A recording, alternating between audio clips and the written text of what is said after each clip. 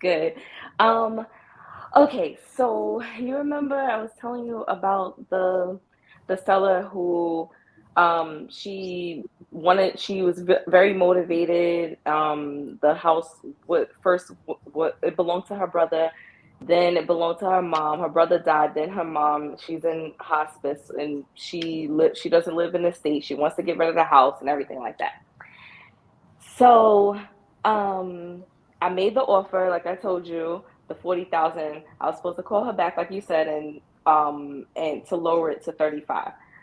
But she had other investors who were really like hounding this lady, and so I was like, okay, I don't think I'm gonna be able to do it because you know they were just like all over her.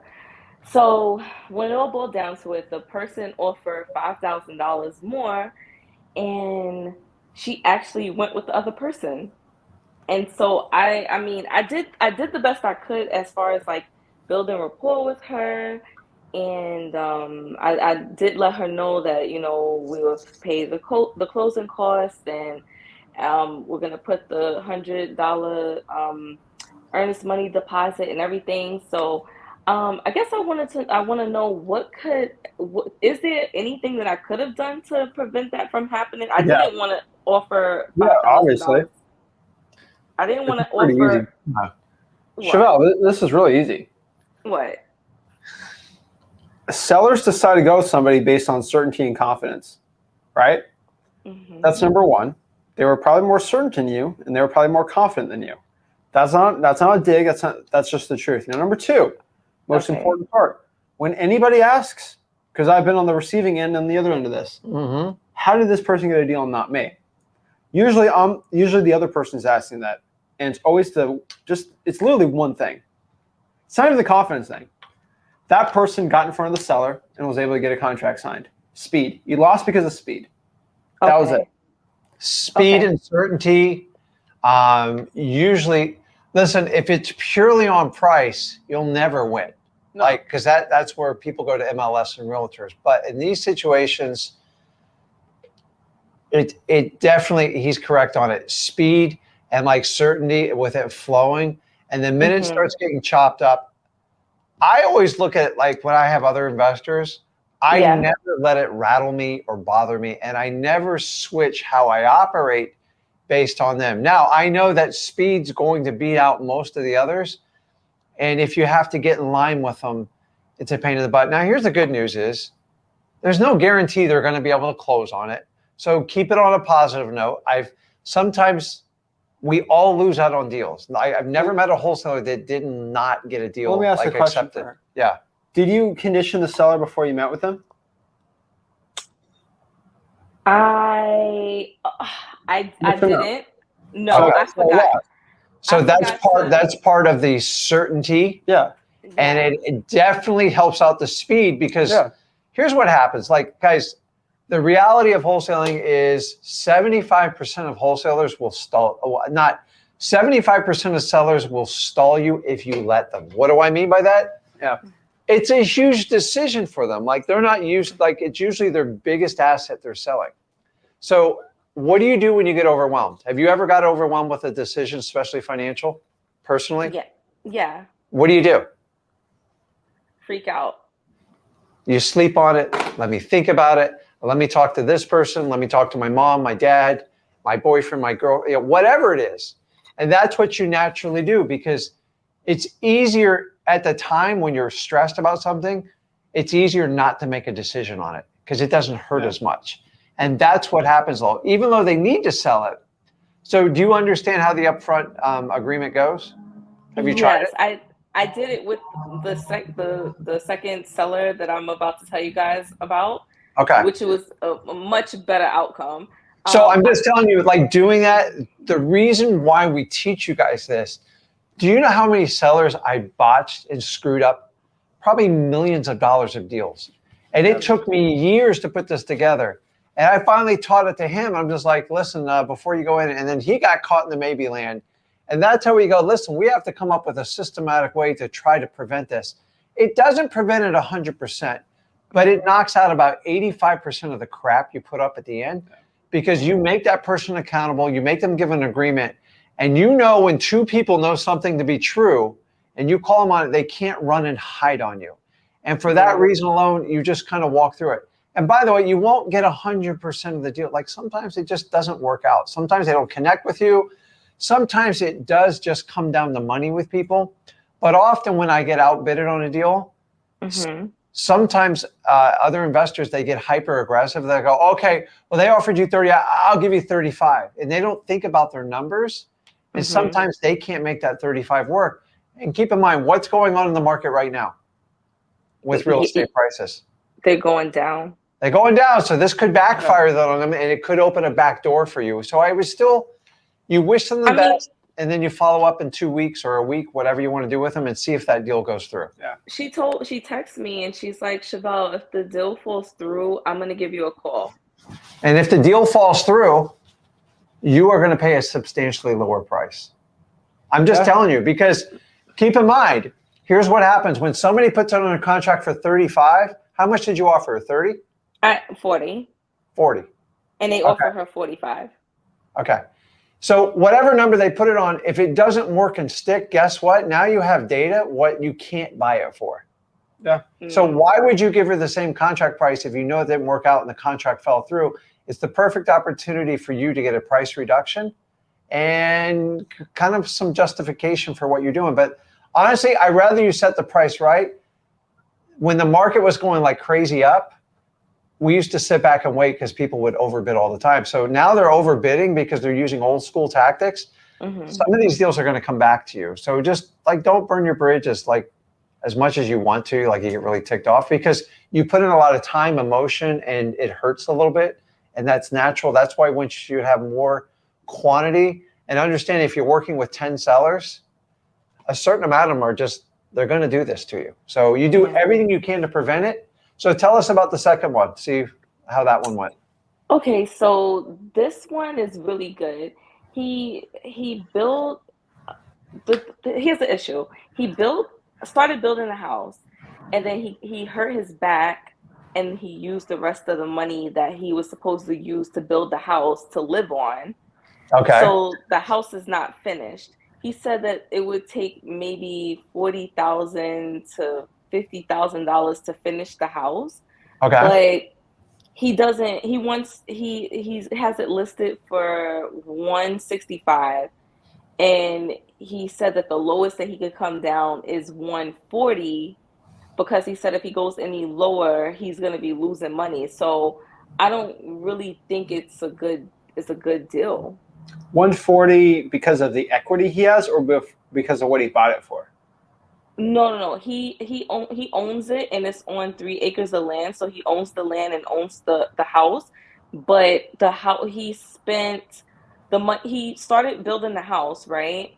He got hurt and he couldn't finish building it. And the money that he was supposed to take to buy materials and finish building the house, he spent all of that money. So now he wants to just sell this half-finished house. Is this, so if he sells it for the offer you gave him, he's not losing money, he's gaining money. It's not your fault that he's in the situation. Yeah. And he's trying to put that on you. You know, Okay. You have to pay me more because I feel bad, because I messed up. That's not how it works. Yeah. So, it's not like, well, I'll let you go ahead, but it's not like, hey, I owe $50K on this house, I need to get 50 just so I can get out of this thing. It's not that. So is there a mortgage on the house?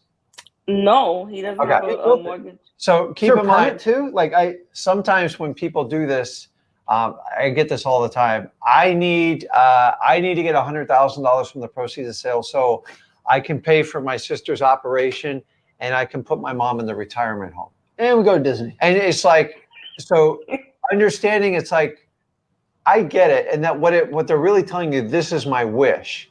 And so you got to use a technique when some people get like divided on that. Number one, first of all, if they don't have a mortgage restricting them for that, number one, that's not your problem, because the market's always going to do what? They're going to evaluate the deal based on the property, not on someone's personal situation. So I always tell people, listen, I can appreciate that, and I want you to take care of your mom and so, but we need to see what the house can afford. And you just kind of bring it back center, like, because I can't fund all this. I'll see what the house can afford to help you out. But in the end of the day, no matter who he sells it with, if it's on market, off market, people are going to look at the house, look at the amount of work they do, and then they're going to write an offer based on that. They don't care about his personal situation.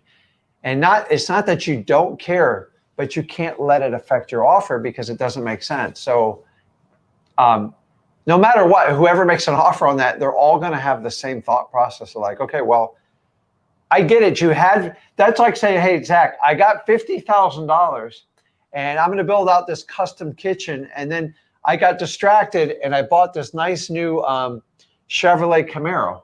Yeah. But listen, I still need the same price here, like, so I can drive away with my Camaro.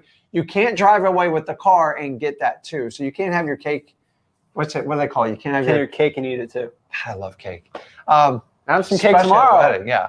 So listen, you like people's stories like that, you have to show empathy and care. But like when you're writing numbers, you can't even consider that stuff because when you go to sell it, are you going to give them the same story? Because people don't care. So you said, was that one on market? Is it like a FSBO or how's he trying to? That's a FSBO, and he has it for one. So I'm going to hear it tell you that one's going to sit in your follow-ups. Okay. And his offers are only going to go down, and his motivation is going to go through the roof. Yeah. Okay. So you just keep a connection with them. Mm-hmm. So when people are like too far off with stuff like that, but I know the property's motivated, but the seller's not quite motivated. Guess what's going to make him motivated what's going to make him motivated? Time. There you go. So you just need to put a little time in the bank. Just tickle like a follow-up schedule and then go find other motivated sellers. And by December, like by the end of the year, by the way, guys, December is probably one of my favorite months to wholesale because you're in Florida. So all the snowbirds come down, they decide to get rid of the house. Yeah, everybody makes decisions. Yeah. It's the holidays. People need money for it. And then people make their year-end resolutions.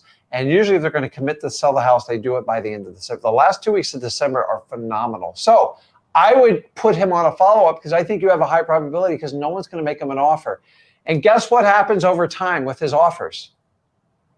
They're going to go down. They're going down. So like you're in a good situation with it. Remember, here's what I say all the time. Sometimes when people say no to you, they do you a huge favor. Like some projects just aren't worth it. They just aren't. So I'm going to tell you, he's going to have to take even a deeper discount to get a cash buyer to buy that project. They got to know they're going to make money because they're going to spend a lot of time and money. And so they have to have enough spread there. The last 4 or 5 years, people are buying stuff and they expect to get like a 10% return. It's much different today. So my short career, I did rehabs. I wouldn't do anything less than a 20-25% spread minimum. And like that number got diluted. So like you go ahead and calculate a number of like what people, as an investor, if I bought that and put in all the rehab and everything, whatever I've spent total plus my time, I would expect a 25% return. And I'm telling you, they are going to beat him up hard on those numbers. So you can kind of be the savior and then you go find a cash buyer that's willing to take on a project like that. But follow up, I agree, time is going to be the resolution on that one. And on the first one, doing your upfront agreement will at least minimize your stalls at the end. Okay. Yeah.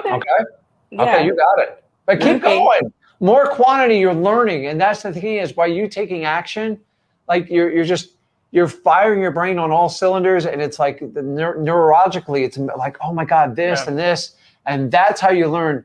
By learning in a theory in a classroom, especially in a hotel, it's hard to put 2 and 2 together until you feel like you make a mistake.